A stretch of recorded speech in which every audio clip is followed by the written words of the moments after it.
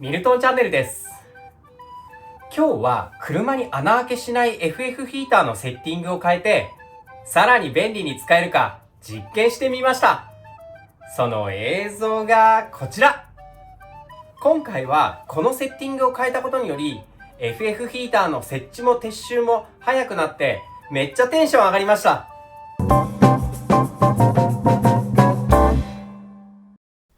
前回までのニセコでの演奏仕事とスノボを堪能した後、札幌で演奏の仕事をいただいたので、羊蹄山地区を下山することにしました。すごい降ってる。いや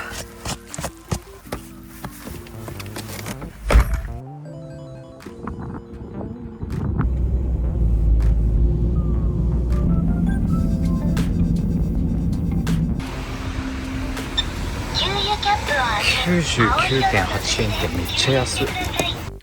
下山途中に FF ヒーターの灯油が切れかけていたので、セルフのガソリンスタンドで給油します。私が昨年購入した車に穴開けしない FF ヒーターは、ヒーターと給油タンクが一体型なので、セルフスタンドでの給油もとても簡単です。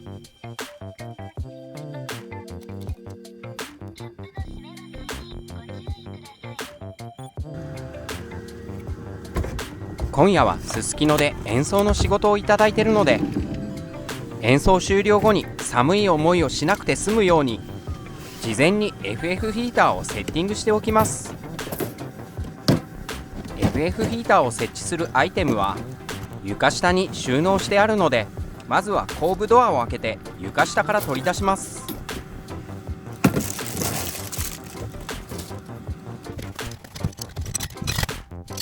この作業、今シーズン10回以上やっているので、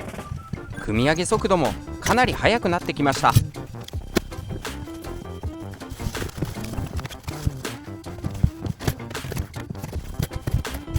はい、ここまでセッティングできたので、次はこの排気管と吸気管のパイプをつないでいくんですけれども、視聴者の方からご指摘をいただいて、吸気管は車内の空気を吸って排気だけ外に出せばいいんじゃないかというふうなご指摘をいただいたので、今日はあえて排気パイプだけセッティングをしてみて、外に排気だけ出して、こちらの吸気のパイプは使わない方向で車中泊で使ってみたいと思います。私の使っている FF ヒーターは車外から給排気をする暖房で、まず車の空気を本体上部で吸いつつ、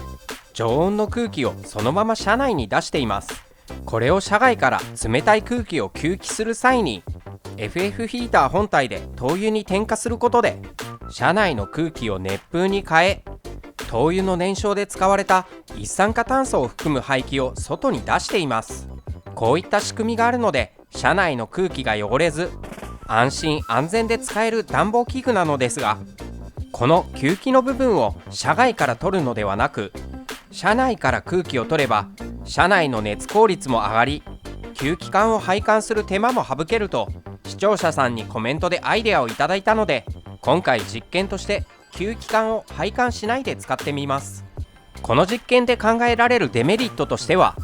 吸気を車内から行うことで車内が減圧される可能性もありますが、そもそも私のエブリィはこの FF ヒーターだけでなく、 12V クーラーの取り付けやオルタネーター等の取り付けで車のいろんな箇所に穴が開いているので、吸気を車内から取ったとしてもほぼ減圧されず使用にも問題ないと想定しています。こちらは念のためなんですけども、一酸化炭素検知器をいつも回しているので、これも作動させて安全を確保した上で使いたいと思います。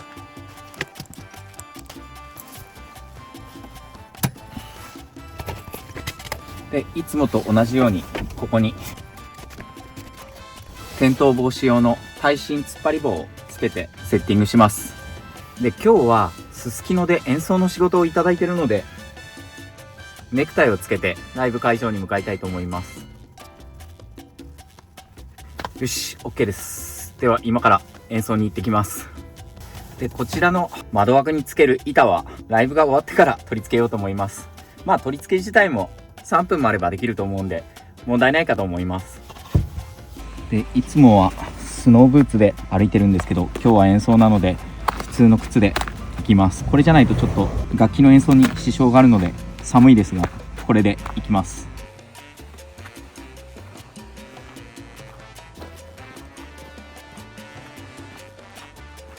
すすきののそばの中島公園のあたりはすごく明かりが明るくて、外は寒いんですけど歩いていて暗い気分にならないのはすごくいいです。もうすでに時刻は7時を過ぎてるんですが、空も明るい感じがします。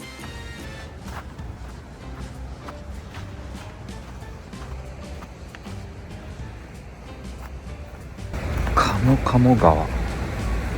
こんなに寒いのに鯉がいっぱいですね。すごい。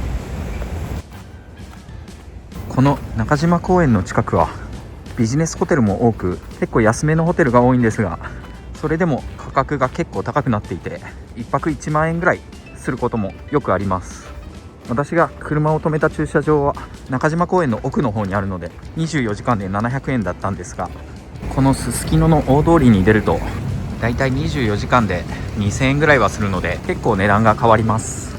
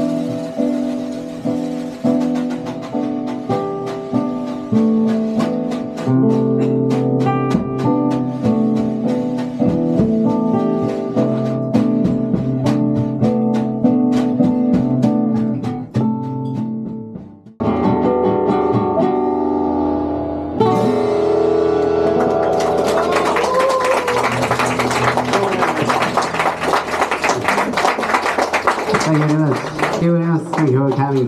どうもありがとうございました。ありがとうございました。ありがとうございました。お疲れ様でした。これがやめられない。ありがとうございます。美味しい。毎日通り。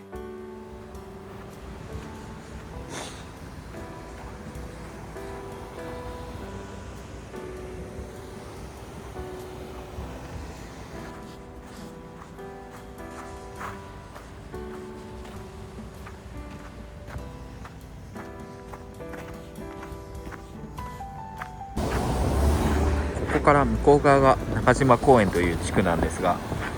この道路からこちら側はすすきのという地区になっているようです。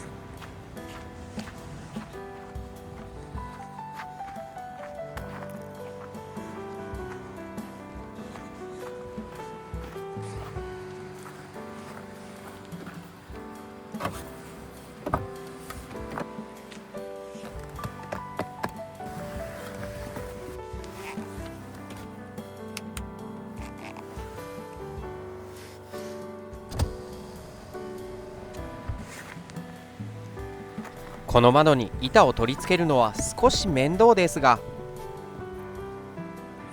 板を取り付けたら下から少しだけ窓を持ち上げて板を固定します。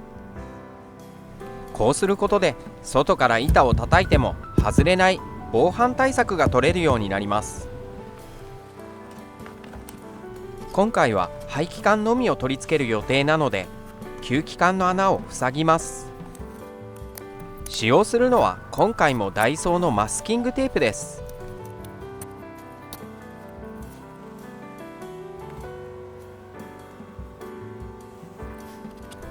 ここに排気マフラーを取り付けて、最後にマフラーでのやけど防止のために金網を取り付けます。 FF ヒーターを設置する材料はほぼダイソーで揃えていますが、今のところ不具合は出ていません。これで万一隣の車の方がぶつかってもやけどすることはありません。吸気管の穴も塞いだので気密性も上がってるはずです。吸気管がないとさらにすっきりして見えます。ミラーよりも金網が低いので、人が金網にぶつかる可能性も低いです。FF ヒーターの電源を床下のシガーソケットから給電します。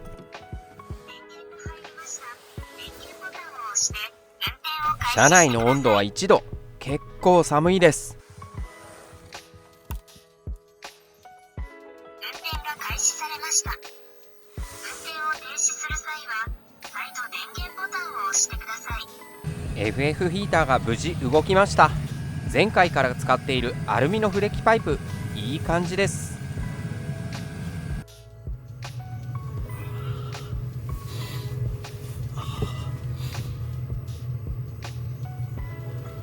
昨夜はこの FF ヒーターの吸気管を外から吸気するのではなく、車内から吸気して FF ヒーターを動かしたんですけれども、一度も一酸化炭素検知器も反応することなく快適に眠ることができました。このやり方いいですね。本来は外から吸気するべきではあるんですが、そもそも私の車はそれほど気密性が高くないので、車内から吸気をしても安全性的には問題なさそうです。この部分にフィルターをつけてないので、そういったところでもしかしたら何らか影響があるかもしれないんですけども、車の中の空気は綺麗なので特に問題ないかなと思っています。で、もう一点気になっていたのが、この部分で車内の空気を吸ってこの FF ヒーターの中で燃焼させて、排気は外に出すという方法なんですけれども、ここから空気を取り入れるがゆえに車内の空気が減圧されて耳がキーンとなったり、何らか問題があるかなと思ったんですけれども、それほど強い力で車内の空気を吸っているわけではないので、おそらくこのやり方でも問題ないかなと感じました。個人的にはこの部分に吸気パイプや外の吸気フィルターをつける必要がないので、かなり楽ちんなやり方かなと感じました。なのでこのやり方をすれば、この FF ヒーターの設置がもっと早く簡単にできそうです。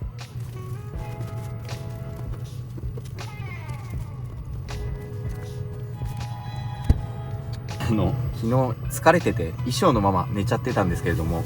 今日はこれから東京に戻る予定なので、この辺り全部片付けて準備をします。念のため車外側もチェックしました。吸気パイプをここに取り付けてなくて、一晩 FF ヒーターを動かしてみました。全く問題なく使えたので、このやり方やっぱり個人的には結構気に入りました。吸気フィルターついてないんですけれども、出ている排気が何か不具合が出るようなこともないです。またこの部分に吸気パイプがないことによって、ここに雪が積もることもないので、そういった意味でも使いやすくなります。今回この方法で使用してみて特に問題は起きませんでしたが、このような FF ヒーターの使用法に詳しい方がいらっしゃったらコメント欄で教えていただけると嬉しいです。はい、で今車内の気温を確認してみると、車内の気温が29度で湿度 35% ですね。分かってはいたことなんですけども、別にこの吸気パイプの有無によって車内の気温に大きな変化があったり、車内の一酸化炭素濃度が上がったりすることもないので、安全に使えそうな気がしています。ではちょっともうごちゃごちゃしまくってるんですけども、楽器ですとか衣装、そういったものの片付けがなんとなく終わったので、 FF ヒーターの電源を切ってこの FF ヒーターも撤収します。運転を停止します。この吸気パイプを外さなくていいのはとても楽です。これらの撤収作業、やればやるほどこなれてきます。ディレクターラックもゴムハンマーで叩くと簡単に分解できます。ダイソーの500円収納ケースに入れれば車内がきれいに片付きます。金網と排気管を分解して撤去します。板に取り付けた金網を固定するフックを外してしまえば、この床下のスペースに先ほどの衣装ケースと FF ヒーターセットを一式このように入れて、さらに板もこんな感じで収納可能です。もう少しここになんかスペースあるので物を入れられそうですね。ちょうどこのアルミフレキダクトがここにぴったり入るので、ここに入れて保管したいと思います。実は今回東京には演奏やレッスンの仕事で一時的に戻ることになっていて、いつもの車とフェリーの移動だと時間の都合上どうしても間に合わないので、飛行機で東京に戻ることにしました。車はギターの飛沢さんのお友達の駐車場に数週間止めさせていただくことになっています。北海道に車を置いて1月下旬にはまた飛行機で戻ってくるので、個人的には未知の体験でかなりワクワクしてます。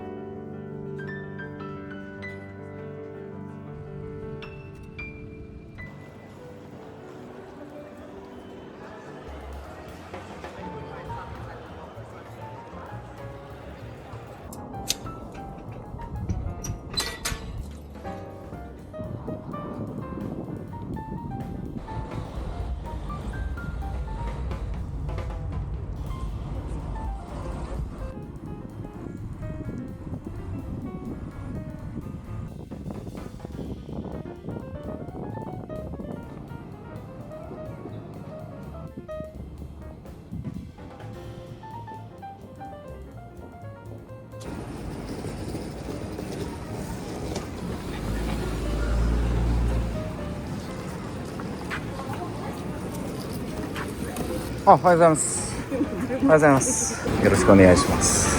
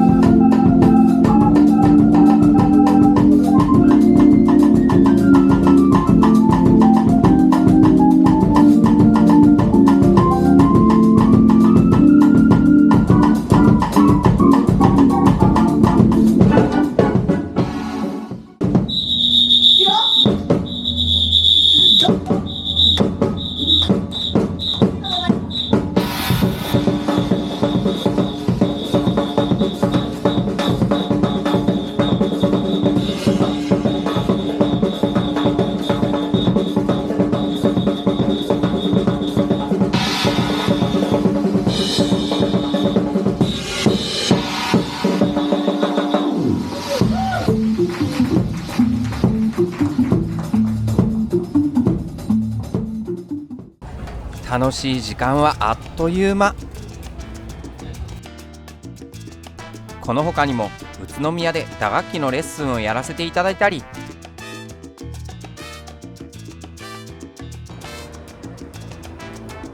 新宿のジャズバーでライブをやらせていただいたり、楽しいお仕事をたくさんいただきました。この日一緒に演奏させていただくピアノの熊谷絵里さんはミュージカルでも引っ張りだこのピアニストで、有名なミュージカルにも多数出演されてます。大丈夫です。使わないで大丈夫です。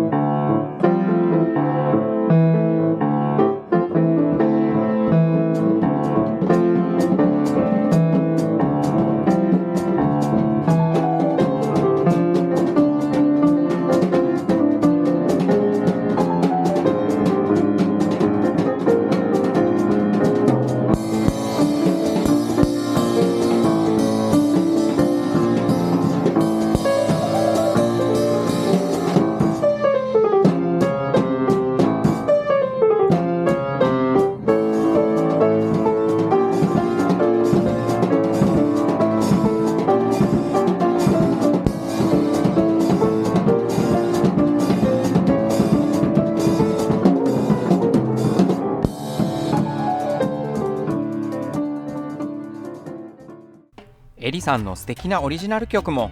おしゃれな空間で楽しく演奏させていただきました。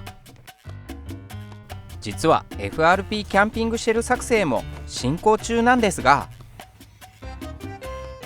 ガレージの気温は4度、お昼11時の段階でも結構寒いです。